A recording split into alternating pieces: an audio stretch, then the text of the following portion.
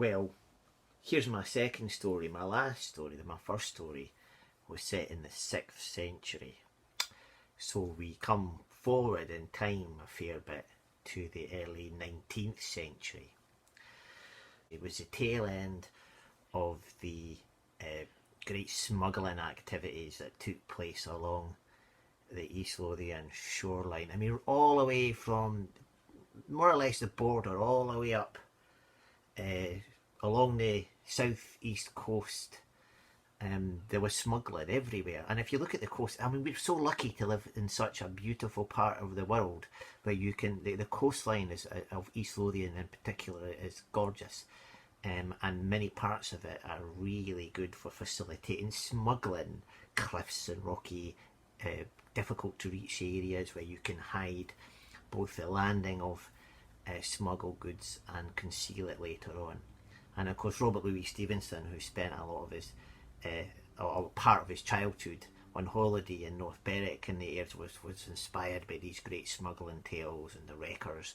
But this story takes place in July 1822 at the wee bit of the coastline that bends round from Tantall and Castleton. Now it was the Sabbath, and John Whitecross, a tenant from that area, was walking along close to the shore when he saw a great drama take place. Out there in the sea, not far away, there were smugglers being chased. The smugglers were in a lugger boat. It was zigzagging to and fro, and it was being chased by the customs men in a cutter. And as John watched, it was quite a spectacle, and the smugglers, realising that their game was up, needed to escape. And so in order to escape, they got the kegs of brandy that were in the boat, and they were throwing them overboard. There was a trail of kind of semi-submerged kegs of brandy as the smugglers managed to move out to open sea, being followed by the customs men. In the lugger, the boat seemed to like magically appear and disappear because they had painted it different colours on each side. What a drama! And eventually the two vessels went round the headland, leaving, bobbing on the sea, and all the kegs of brandy. Now the trouble was, it was the Sabbath. You're not supposed to work on the Sabbath. But this really wasn't work, was it? And so, very quickly, he ran and he spoke to George Hogg. George Hogg was a grieving area, used to organising things and men, and he had connections with the smugglers as well, and he knew exactly what to do. So he got two young strapping hinds to run down to the beach, and he said to John, right, we need to get everybody organised and get all those kegs off the beach as quickly as possible. And wow, what a community effort there was. The whole community from that area all got together, and young lads and lasses were sent up to the top of the hill, beyond the hill, to have a wee look, because they'd kent for sure that the Gorgers, the customs men, would be on their way soon. So there was no time to lose, and the kegs were hidden everywhere. There was a windmill at that point near the shore, and some of the kegs were hidden in the windmill. But of course, as people picked them up and carried them, they took them back to their homes. And then suddenly the lads came running over and saying, the customs men are here, the Gorgers are here, and everybody rushed as quickly as possible. Now, in all this frantic activity, there was one house that didn't get involved in it, and that was the house of Mr. and Mrs. Robertson. Now, Mr. Robertson in particular was an extremely religious and pious man, and he was going to have nothing to do with the illegal trade as smuggling. That was sinful. But he wasn't going to tell on his neighbours either. I mean, after all, you should love your neighbour as yourself. No, he said, let them do what they're doing. They'll pay for their sins when they get to a better place, which they'll probably no end up getting into. We will keep our entry card. We're not going to have anything to do with this smuggling and that illicit trade. We'll keep ourselves on the side of God. Well, the customs men were banging on everybody's door. It was their job to knock on the door of every house and search it or make sure that the person in that house wasn't hiding smuggled goods. And there seemed to be a strange illness that kind of swept over the community, because when they're knocking on the door, almost every second house seemed to have the wife in the back who came down with a terrible affliction, and they were lying in bed looking awfully ill. And of course the kegs of brandy were under the bedclothes in a position that of course would have been far too indelicate to examine. And one of the customs men came into one of the houses and he was searching, and there was the wife at the back. "Oh," she said, "I'm not feeling too good. I've got an awfully swollen leg." And he looked at the leg. That was huge, big swelling. He said, "I've never seen a swelling quite as big as that. Taking up half the bed." "Aye," she said, "I didn't ken what's come over it. I must have tripped her." "Well," he said, "your husband won't be sleeping on the floor the night." "Aye," she said, "he'll probably be doing just that." Of course, the customs man knew precisely what was underneath the blankets, but they were all in it. That was the thing. And eventually there was a knock at the Robertsons' door, and Mr. Roberts, "Well, that'll be the customs men, but we have a clear conscience." And he went and opened the door.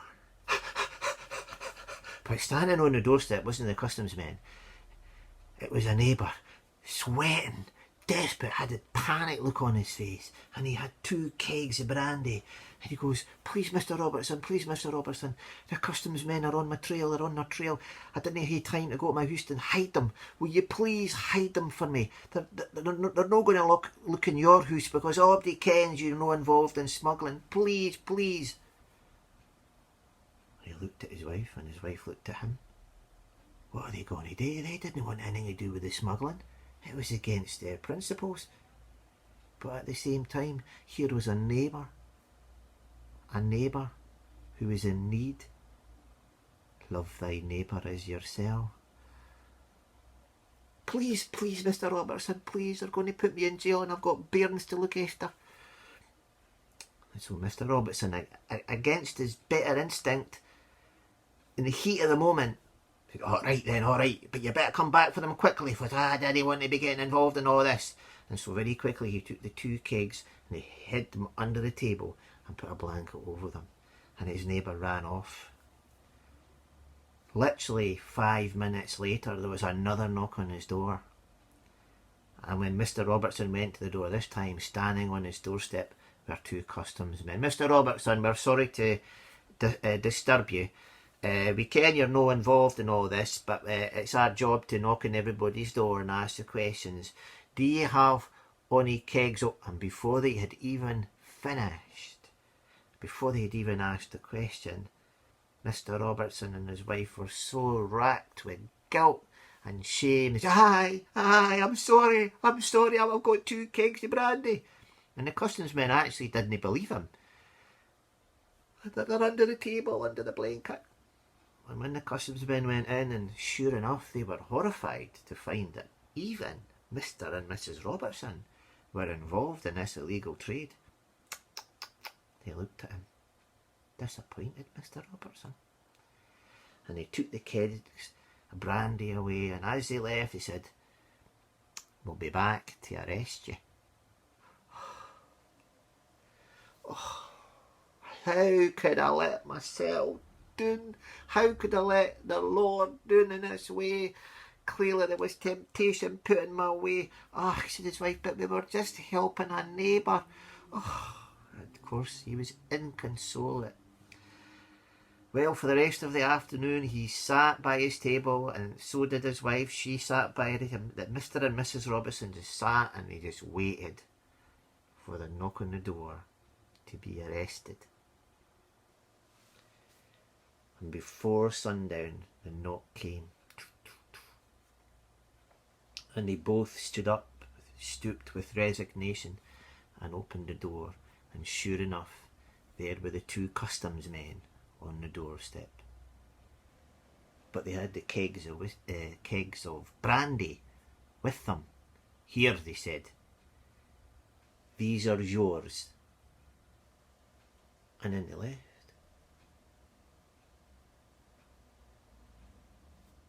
Mr. and Mrs. Robertson looked at each other. "Oh, maybe it's a trick. Maybe they're leaving them here so they're going to accuse us of hiding them a second time." And the Robertsons were terrified and they didn't know what to do, and just then there was another knock at the door. And when they opened the door, this time it was George Hogg, the Grieve. Now he was the one, if you remember, who'd organised the community effort to hide the kegs. And Mr. Robertson was going, "Oh, why did the customs men leave these kegs in my house?" George had a wee smile. "They're yours, Mr. Robertson, to do with what you will." "What do you mean?" "Well, they couldn't find any more of the kegs.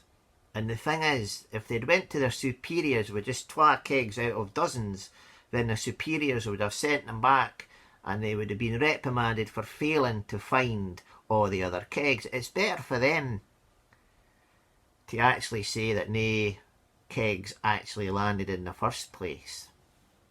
And so that's why they brought the kegs back for you. And anyway, the customs men themselves, well, they didn't have time to hide their kegs either. So they're yours. Enjoy."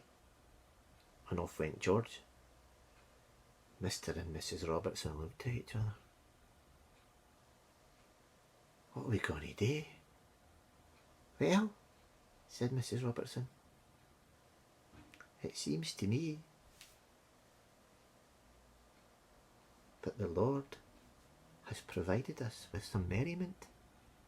"Aye," said Mr. Robertson, "and it would be sacrilege no to partake in it, indeed." And so for that night, and indeed for many nights thereafter, Canty Bay lived up to its name.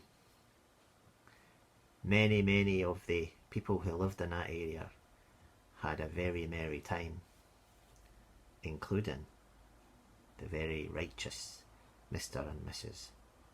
Robertson.